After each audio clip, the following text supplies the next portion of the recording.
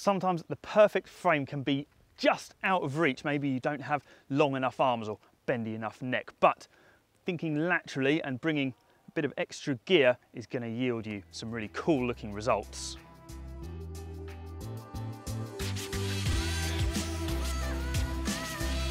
Now for this shot, as I was crossing this bridge, I saw that the sun, which is coming from under there and smashing into the water underneath, was creating these really cool looking ripples on the silvery concrete underside of this bridge. But short of bringing my canoe along, there is no obvious way of getting down there, and I don't fancy getting my feet wet. Luckily, I have this lovely sturdy monopod, complete with this ultra grippy head, which I know holds my camera phone absolutely securely. So what I'm going to do is set a self timer, dangle my phone and catch something really cool without having to go in the water. Now this isn't a super technical trick, you really just need to think laterally, but I do need to know where the self timer is on my camera. For this particular model, we give us a little swipe down from the top, and then we've got a 3-second and a 10-second timer. I think 3 seconds might feel a little bit rushed to me, and that's not really something that we want to do standing on a bridge and dangling our phone over, so we'll go for 10 seconds to sort of buy some time. Focus and exposure is going to be done when the camera takes the picture, so it's not something that we need to worry about for now. One thing that I am going to do is pop the lanyard on my wrist just to give me a bit of insurance. I'm going to start the timer and then slowly, carefully, without bashing the camera against anything, dangle over the edge and find an angle that I think is going to catch those beautiful ripples under the bridge.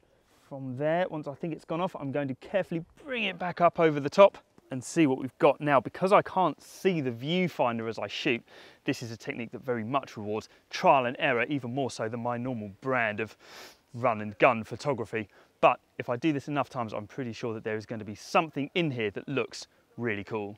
With photography like this, there are always going to be at least as many misses as there are hits, and this image, although not without a bit of potential, abstract-wise, certainly isn't what I was going for. I do quite like the greens and the random lines carving through it. I think it might be an interesting kind of texture shot, but it's not what I was going for. This frame is lovely. I really, really like it. You can see these are the ripples that I saw as I was crossing this bridge in this kind of unreachable place, and I really like the highlights and shadows that they've created.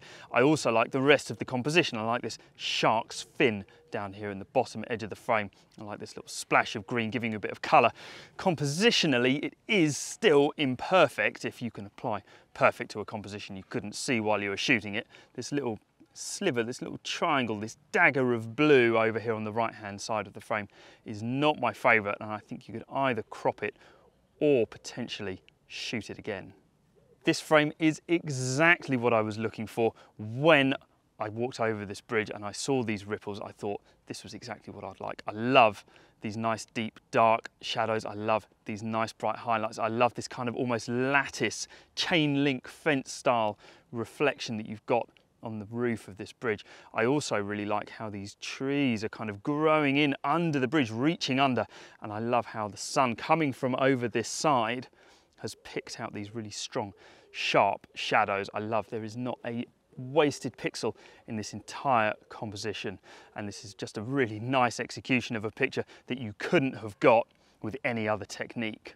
And as a bonus, I've converted it to black and white for you. I really like this effect. It's very punchy. It's an absolute thumb stopper on social media just because of how deep and crushed all of these blacks and shadows are and how punchy and bright the highlights are. You can see we've totally overexposed under the bridge here and up in the very brightest parts of these crisscross effects. I think that looks really cool.